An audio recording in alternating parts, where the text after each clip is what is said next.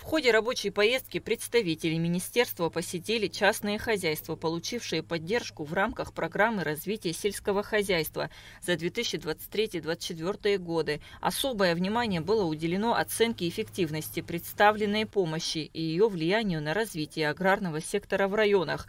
Первый объект, который посетил заместитель министра сельского хозяйства, цитрусовый сад в селе Лабра. Здесь предприниматель Мкртыч Полосанян выращивает цитрусовые 850 корней мандарина раннего сорта и 600 корней сорта ушу, а также ранние сорта персиковых деревьев. Уже несколько лет дают неплохой урожай и стабильный доход от хозяйства. Хозяйство в 2000 году посадил мандарин. Вот потихоньку, если в этом году уже у нас будут плодоноситься, ну, посмотрим, сколько урожай будет. Персики, прибыль получаем, и мандарины. Проект успешно, все прижилось. И, ну, там пару корней высохли, я пересадил. На этом участке у них произведены работы самостоятельно. Участок здесь уже 5-й год пошли мандаринам, они уже практически начинают пробный урожай давать. И частично еще, вот видите, персики здесь посажены, они плодоносят, естественно. Те проблемы, которые, если возникают с ядохимикатами по обработке всех плантаций, мы полностью обеспечиваем через управление районного, управление сельского хозяйства района, глава администрации. Тем более на село Лабра недавно было отпущено непосредственно главе администрации 200 литров ядохимикатов, которые применяются в этих насаждениях. Здесь же, в селе Лабра, строится молочный завод. Проект реализуется по линии льготного кредитования малого и среднего бизнеса. Завод будет оснащен современным оборудованием. Ассортимент продукции будет включать молоко, кефир, йогурт, мацони, сливки и сыр.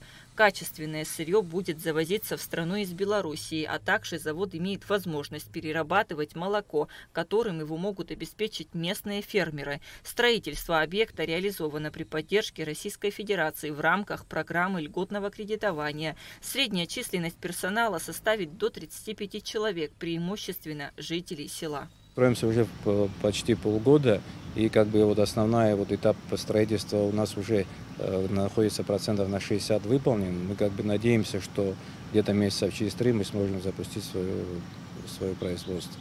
Основное оборудование мы уже практически получили. У нас еще осталось несколько кораблей, они к нам идут. И где-то, надеюсь, через месяца 2-3 как бы мы запустим свое предприятие. Далее инспекция осмотрела частное хозяйство братьев Турава в селе Лашкендар. У них произрастает востребованная и давно уже не экзотическая для Абхазии культура – 600 корней фейхоа, за которыми братья ухаживают ежедневно. Еще нету года, но они уже все прижились, практически отхода нету. Предоставлено было ему 600 корней саженцев, порядка 200 тысяч рублей это стоимостью. Отнеслись с пониманием. Здесь, как видите, все в порядке. Если будет в дальнейшем, будем смотреть, уход будет продолжаться, то будет у него урожай фейхоа. В селе Моква у семьи Тарба обширный мандариновый сад. Всего здесь произрастает 10 тысяч корней молодых деревьев. По программе Министерства сельского хозяйства на развитие этого проекта было выделено 900 тысяч рублей. Также предприниматель получил оборудование для лечения фруктовых насаждений. Все, что вы видите вокруг ограждения, ров вокруг этого всего, что здесь находится, все сделано своими силами. Он подал заявку нам, чтобы мы ему оказали помощь в виде саженцев на 900 тысяч рублей. Вот в 2024 году дальний сад, видите, вот молодой сад, был заложен мандариновый сад. второй раз участвовали в программе и получили опрыскиватель, чтобы ухаживать за этими мандаринами. На реализацию проекта по высадке сливы и алычи в общей сложности 750 корней в селе Чулов было выделено 420 тысяч рублей. На эти средства были приобретены саженцы, колючая проволока и колышки. Сад был заложен в ноябре прошлого года, но на радость садовода некоторые сорта сливы в этом году дали небольшой урожай. Я вот услышал, что вот в Министерстве сельского хозяйства вот так вот планирует помочь сельским сельчанам. И я вот решил, написал проект на сумму 420-430 тысяч рублей. В самом деле они оказали финансовые. Они выделили нам вот это 750 корней, 450 слива, 300 корней алыча. И плюс еще помогли вдобавок, как его, вспашка, барнование. Следующий объект – завод по приему и переработке ореха, располагается в селе Мухорт Кварчалского района.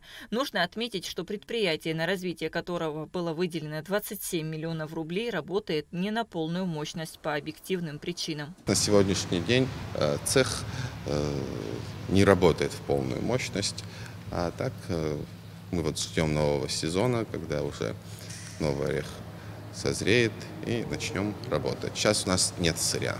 Это предприятие Минсельхоз ведет уже не первый год. Мы им дали возможность полностью оборудоваться цехом, купили технику, опрыскиватели, баки. В 2023 году они приняли 200 тонн ореха. Значит, у них собственных плантаций орехов 98 гектаров. Порядка 40 человек работают. Артуш Царибекян отметил положительную динамику в развитии сельского хозяйства в данных районах, подчеркнув важность государственной поддержки для стимулирования роста производства и повышения уровня жизни сельских жителей. Он также выразил готовность министерства к дальнейшему сотрудничеству и расширению программ поддержки для фермеров. Кундашова, Ахра Амичба, Абхазское телевидение.